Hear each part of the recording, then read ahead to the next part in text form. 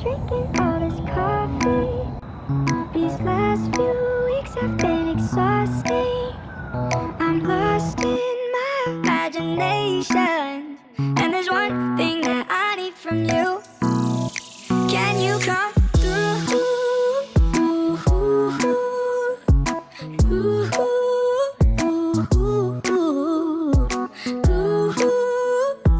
Yeah.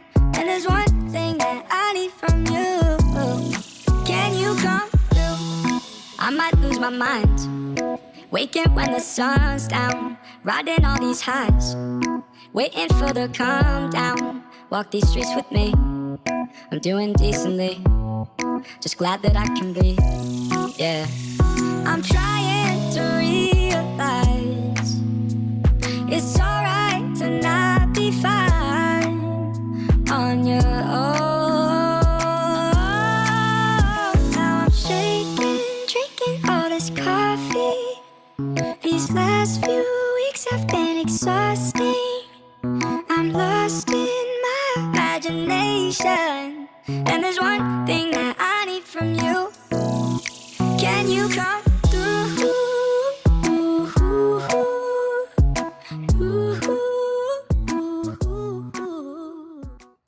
I was about to go straight in, but then I remembered that this is kind of like a praise report. And also, there's something I want to show you up here, which if you know anything about me and snails, you know that this is kind of a big deal that this one's here. Just faces on a screen, yeah.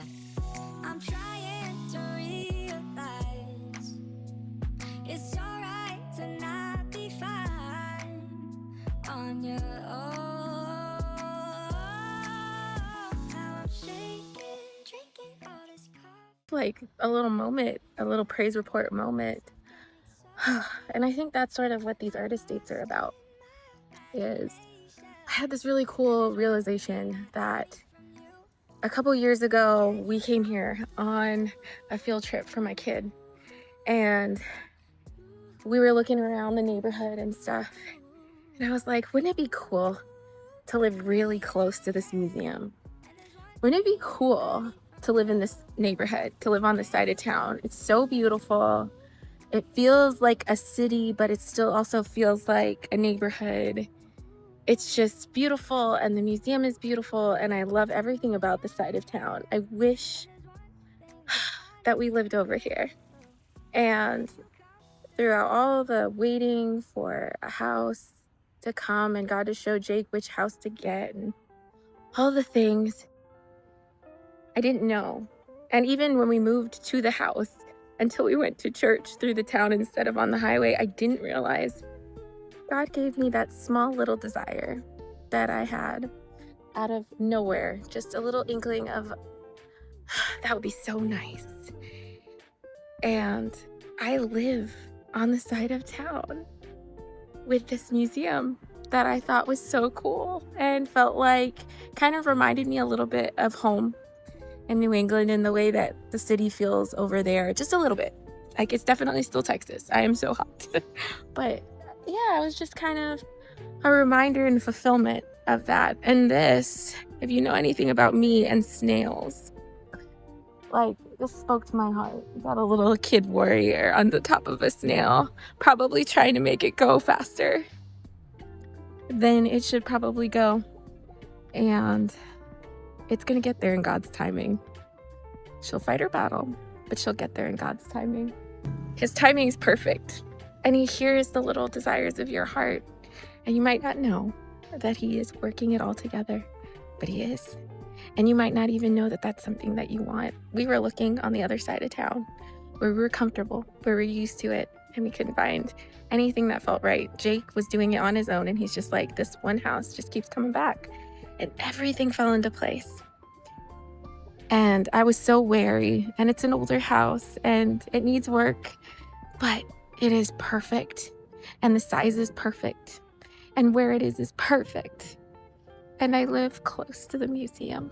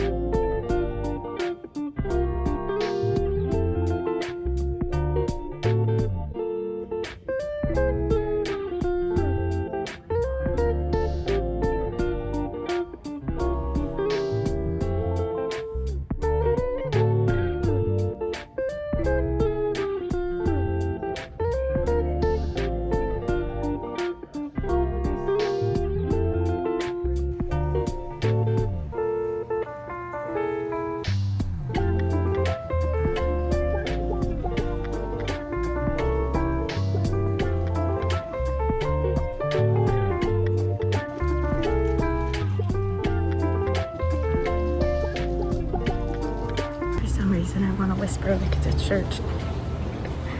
Isn't this courtyard beautiful? Oh my goodness. What a treat. I brought my own drink though, because nobody got money for that. And I'm also really glad I remembered my glasses, because my sight is not great in the light. Oh my goodness, look at this.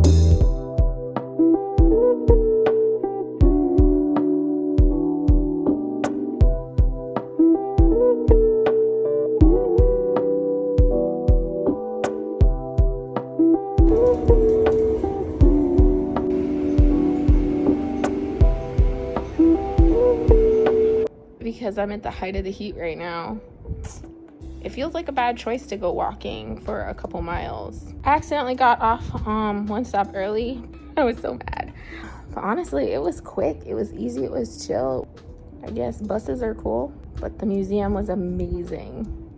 And I'm glad I remembered to take some footage, because that was just so restorative.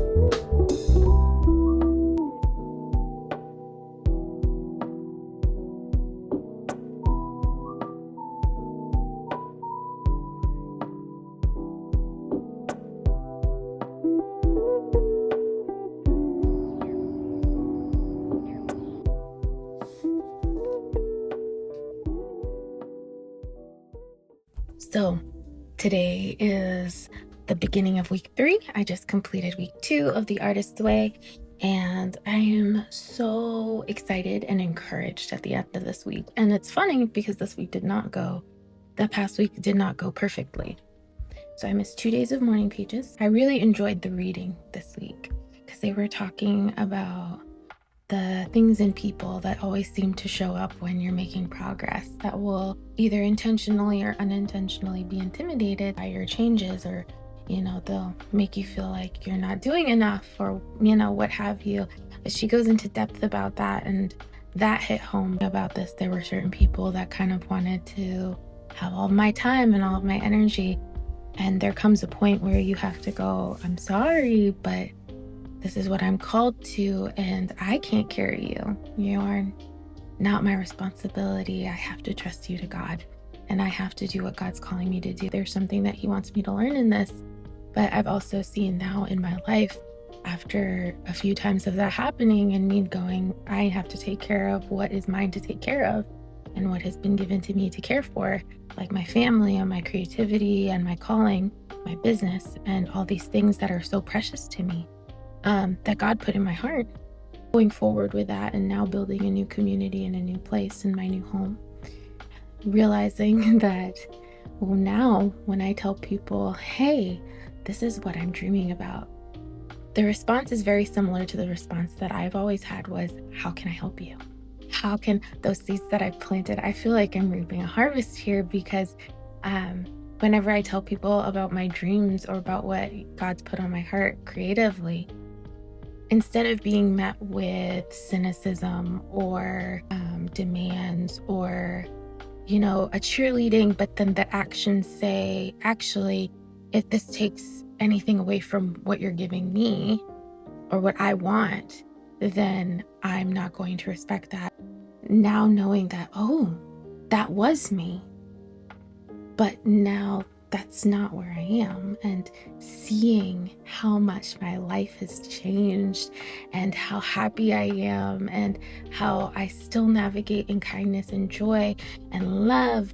And I'm not hesitant with people, but I'm also not entertaining behaviors that would encourage further lack of boundary or lack of respect for what God's called me to.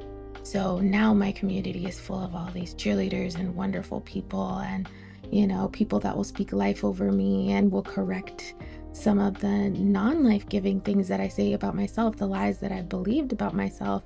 They will come out and straight up go, no, who told you that? It's so funny. One of my dear friends here and her husband are my pastors. And there's been a few times where they'll go, who lied to you? Because there have been people in my life who have seen my calling as something intimidating because it opened their eyes to what they should have been doing and how they should have been navigating. And instead of encouraging me, they lied to me and convinced me that I was selfish or I was self-centered or rude or, not pulling my weight as a friend, which the evidence did not back up, when I've put my life on the line for you or put my dreams on hold for you so many times. And now I'm saying no, letting this stuff go, taking that weight off my shoulders. So I was encouraged by the reading because I'm like, oh, I've actually made progress. This is somewhere I've made progress. Awesome. Check. But then I went on my artist date, and my artist date was just amazing, and you'll see the footage and I talk a little bit about it in the moment. But I ended up making a little sketch, some thoughts actually that I had while I was looking at a Monet painting, because usually I go to museums with my family, and that means I have to keep my ADHD family's pace. And they are like, oh, cool, that was nice, moving on. But going by myself meant I didn't see as many paintings. I didn't get through the whole museum, but I sat with a couple. I sat there and I looked at them for a while. One of my favorite artists, who I've not seen his art in real life, so can I call him? But I love his writing. He says that you need to sit at least for 15 minutes with a painting. And this is the first time I've actually got to sit with someone else's painting. And it was funny because my initial reaction to this painting was, heh. And then I sat with it. And then I went, huh? And I stopped seeing a blob. I was like, why is that even there? And I started seeing, I wonder if they're in a bus. I wonder if they're, because that looks like a window frame, and that looks like this, and that looks like what a reflection looks like in a window. Is this them seeing a corner of the world through a window? And then it all makes sense. It's a moment. It's like, oh, this isn't a story. This is a poem. This is a moment. It's a fragment in time. It's not supposed to tell a big narrative. It's supposed to tell a small one. So sitting with other people's art and actually getting to turn it over in my head for a little while, and then painting or sketching it on my own, and painting.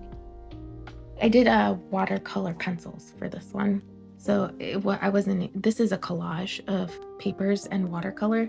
So it's not going to have the same effect, but just trying to get your brain to move around it a little bit more.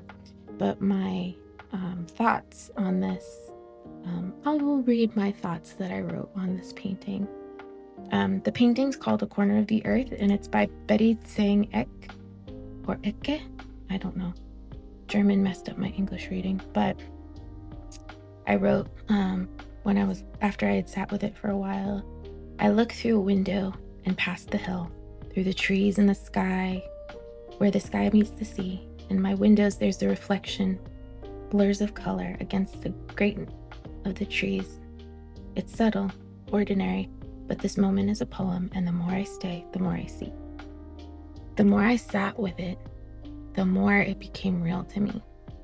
The more it became like an experience that I could connect to, especially the mountains and the sea in the distance and stuff. I mean, that's just such a, when I lived in California, you'd have to go over hills to get away from the ocean, and it just, there were always dunes and hills, and I'd have to walk up and down those. So that, oh, and that kind of drew me back. So I was so excited at all that I got to see and do this week, and there's been kind of like a new level unlocked in my mind. Yes, this week is my anniversary week, so it will probably be a much shorter log next week, because I like to be present with my best friend. If he's actually home and working in his office today because our cat peed on his uniform. So he's working from home today. I will see you next week. And if you're joining me, please let me know. If you're curious about what this is and you want to talk it out, feel free to DM me. If I'm on Inkling of Joy at Instagram, on TikTok, and on Facebook. So if you look up Inkling of Joy, you can DM me on any of those, and I will answer you as soon as I see it. But I would love to hear if you are choosing to do the artist way, because I find it fun to do things with other people, and I work by myself and I'm often by myself. I'm looking forward to this upcoming week because I have friends coming over. We're gonna do some stuff together, and it's so exciting. I'm getting really excited about being creative with other people. But I'm really looking forward to this upcoming week. I think it's going to be good, and I'm feeling so refreshed and encouraged by the last week. Even though it wasn't easy, it was good. So I'm going to let you go because this video is going to be a pain to edit because I'm going to have to cut out a lot because I ramble. Anyways, I love you. I will talk to you next week.